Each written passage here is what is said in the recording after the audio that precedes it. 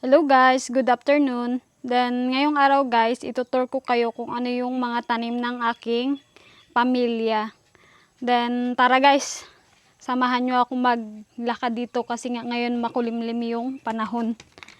Then ipapakita ko sa inyo kung ano-ano yung mga bagong tanim nila. Then dito pala guys yung aming harapan.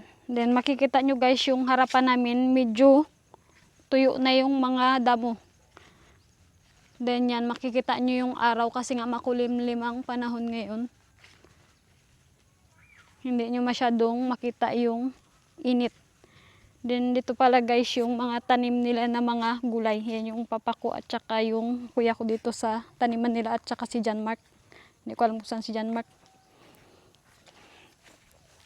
Yan pala guys yung kuya ko, mayroong dalang pichay na tinatanim dito.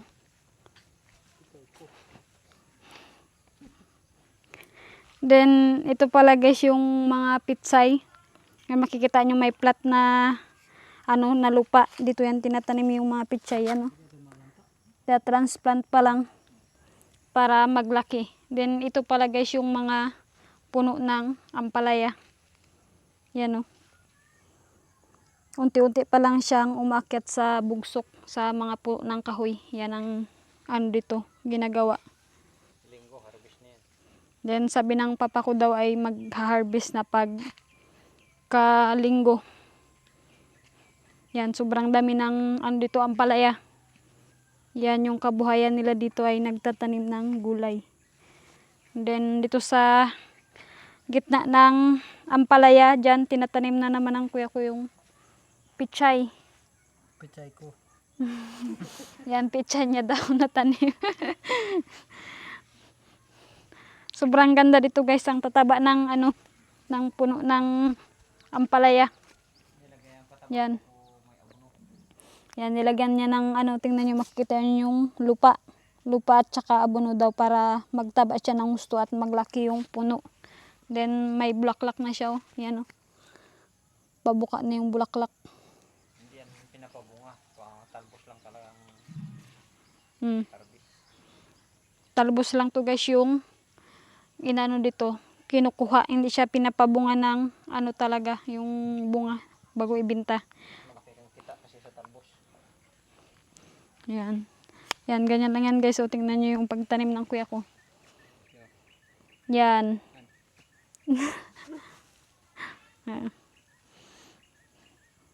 Ipakita mo kung paano magtanim. Yan, butas lang yan guys Sabayan, lagyan na yung pichay dyan at saka takpan yan. Ganyan lang magtanim ng pichay. Pero kailangan mo yan alagaan kasi mabilis lang. Yan siya, masira. Then hanggang dito yan guys yung mga talbos. Yan, sobrang lapad nito guys. Yan. Then doon sa may likod ng saging, mayroon ding mga talbos. Ito pala yung ginagamit nila. Hinihiram na kay Dilon. Pinanghakot ng mga tawag dyan? Mga lupa. Yan, si John Mark yung manighakot. Ayun na siya, nagapahinga doon sa may dirty kitchen. Then yan, dito sa may likuran. Dyan din yung mga puno ng ampalaya.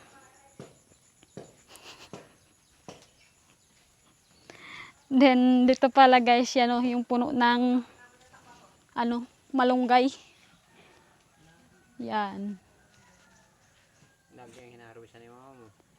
Palagi na ito hinarvestan ni mama kasi nga dinadala sa bayan. Binibenta niya doon. Then dito nagkukuha ng pangtanim na pichay. Yan. Tingnan nyo naman yan. Pero mayroong puno rin ng ampalaya. Pero yung iba yan nasisira kasi nga kinakain siguro ng mga insekto. Then dito yung iba. Yan. Then tingnan natin dito sa kabila. Yung ibang tanim nila.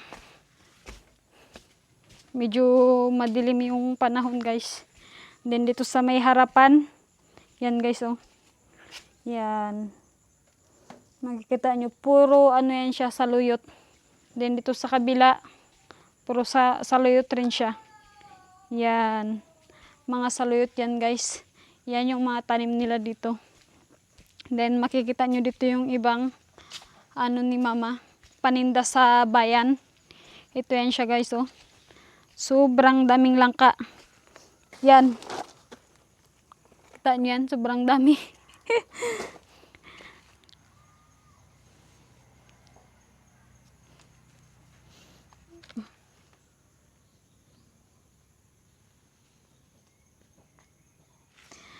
Ito guys pala, tawag dyan, hina-harvest siya ng, may nagde-deliver dito sa mama ko ng langka. Then binabayaran niya lang. Then dyan guys, puro saluyot rin yan. Yan, makikita nyo, yung mga dahon na green na yan, puro saluyot yan siya, sobrang dami. Then hina-harvest siya ng mama ko tuwing Saturday and Sunday. Kasi nga yun yung time na maraming tao na gusto mamili ng talbos. Then, yan guys, oh. Yan yung samsam. Yan, samsam. Sobrang healthy siya. Then, ipapakita ko sa inyo guys yung mga tanim ko naman. Ang ipapakita ko sa inyo kung ano yung mga tanim natin doon. Then, nakaraan pala guys, sobrang dami ng na-harvest ng family ko na saging. Pero dinala yun siya sa bayan. Yun rin isang paninda ng mama ko. Ito yung mga tanim naming saging, tingnan nyo. Halos hindi na lumalaki. Pero maganda ngayon guys kasi nga umulan ngayong araw. Kaya nadiligan yung aming mga tanim. Then dito guys, galing si Dilo tawag dyan, nag-jogging. Kaya naliligo siya dito.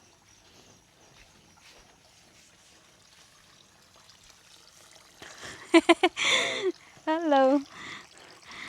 Then, ito pala guys yung tanim ko na kangkong, oh. Yan yung mga kangkong na tanim ko, na harvestan ko na siya. Parang mga 3 bisis na. Pero pwede na siyang i-harvest. Then, yung iba tingnan nyo naman. Humaba na ito siya, oh. Yan, oh. Grabing haba na. Yan. Kasi ito payat siya. Hindi katulad ng dito sa kabila. Medyo matataba. Then, yung ibang tanim namin dito na gulay, meron pa rin ako nitong tanim na mga talbos.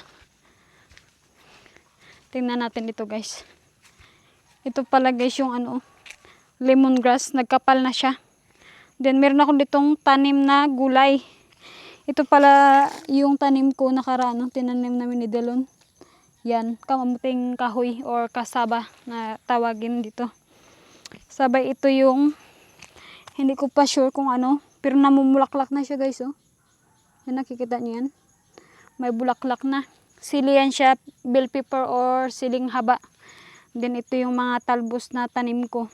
Pwede na siyang i-harvest. Yan. Yung mga green na yan. Talbos yan na mga tanim ko. Then dito, yan, to siya, alugbati. Pwede na rin siya. At saka yan, nagkapal na yung talbos ng kamote. Ito naman siya, samsam. Pero hindi ko pa yan na-harvestan. Pero parang nagabulaklak na kasi lang to siya. Yung native na samsam. Hindi siya yung yung makapal yung dahon kanina na pinakita ko katulad ganon. Then meron ako ditong pineapple na tanim. Parang mamamatay. Yan yung isa pa doon. Sabi dito mayroong dito, kasoy. Kita niyo yan? Mga kasoyan kailangan tanggalan ng laman para ipatuyo siya. Yan, tingnan, ang gaganda ng mga buto. Pero hindi ko alam kung sino yung nagkuha niyan. Siguro yung kuya ko. Nagkuha ng kasoy na yan. Then, pag napatuyo na siya, aanuhin na siya sa sangagin. Then dito tignan nyo, may mga kasoy rin doon sa puno ng ng kasoy. Yan, may mga bunga. Ito yung iba. Yan. Ang dami pang bunga ng kasoy. Kaso ang problema na siya na ulanan. Umulan kasi ngayong araw. Kaya yung buto, magpapangit siya, hindi na siya maputi. Na siya, parang batik-batik. Pero kung wala siyang butas, okay pa rin yung laman. Pero pag ibibenta mo sa bayan, hindi na minsan binibili kasi nga yung kulay ng buto ay hindi na maganda. Then ngayon pala guys, magluluto ako ng ng merienda. Then makikita nyo dito yung kahapon na hinukay namin na kamuting kahoy dito. Yan, oh. Magkukuha tayo dyan ng ilang piraso. Then, anuhin natin, lalagayin para meron kaming pang merienda ngayon. And guys, magkuha tayo dito ng kasaba. Ito, wala tong laman. Then, laman. Aray. Ugat yan siya. Ito yung maliliit. Masarap yan siya pag nilalaga lang. Ganyan, no? Yan.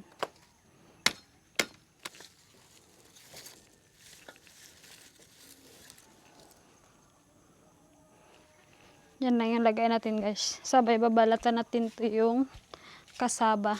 Tapos ko nabalatan, then hugasan ko na lang ito, then magpapaapoy tayo dito ngayon. Yan. Then meron ako ditong palm oil.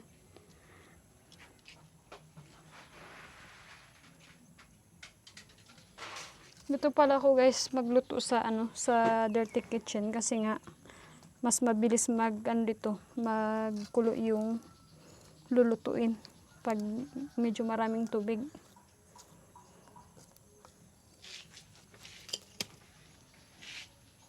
Yan na. Din yung kahoy dito tuyong-tuyo na kaya mabilis lang yan siya mag-apoy. Yan.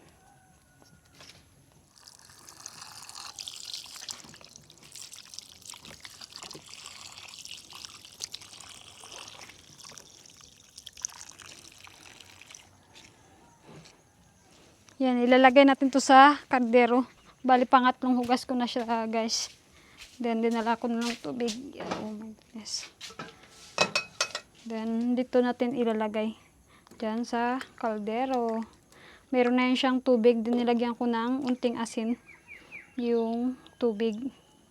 Para mamaya hindi ko nalagyan ng asin. Then, isasawsaw lang natin yan, guys, sa asukal mamaya. Mukhang marami yung sabaw ng natin. Kamuti, kailangan natin bawasan siguro yan. Kulay siya, white. Hindi ko lang alam mamaya kung malagaan to siya, guys, kung magdilaw yung color. Din ito yung gusto ko yan, ganyan mga maliliit lang siya. Yan, sobrang laki ng sabaw. Kailangan natin bawasan. Medyo malaki pa. Baka sa sunod, guys, magluluto kami ng kasaba cake. Hindi lang sure.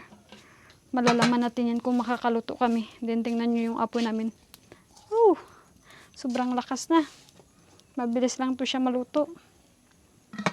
Yan na ang resulta, guys, ng kamote. Yan. Lalagyan. Yan. Check natin. Maluto na talaga. Maluto na siya, guys. Kasi yung iba tingnan nyo. Nagbuka na. Yan, lagay ko yan dyan. Yan yung gusto ko. Isarado mo yung pito. Yan, ito yung kamuting kahoy na ginawa natin. Niluto lang nilaga. Nagatanong yung kuya ko kung inato, guys, tawag ginataan o hindi. Yan, hapon na to, guys. Mga na tawag dyan. 4. Magpa 5. Dito pa rin sila nagtatanim. Kanina, hindi ko alam kung mga anong oras. Ito na yung kamuti. Baka nyo na to. Ay, mainit. Hindi pa yung masarap. Yun ang hindi ko alam. Yan na, guys, si Lucy. Yes, let's go home. Lucy, tara na. Yan, pauwi na tayo, guys.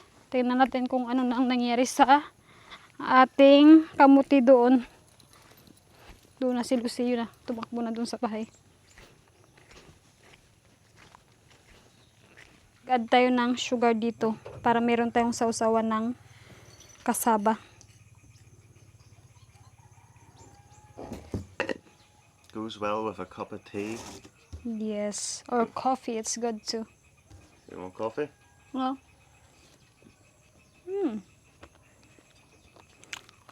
Malambot siya, guys. Alright. And you don't eat this part. This Yes. one, you don't eat. You throw it away. But you do eat the rest. Guys, ito ang aming dinner, kalabasa. Then, i-add natin yung daing.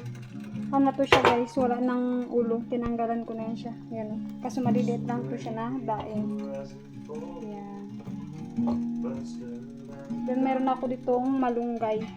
Then, mamaya na natin i-add yan pag malapit na maluto. Struggle away, baby.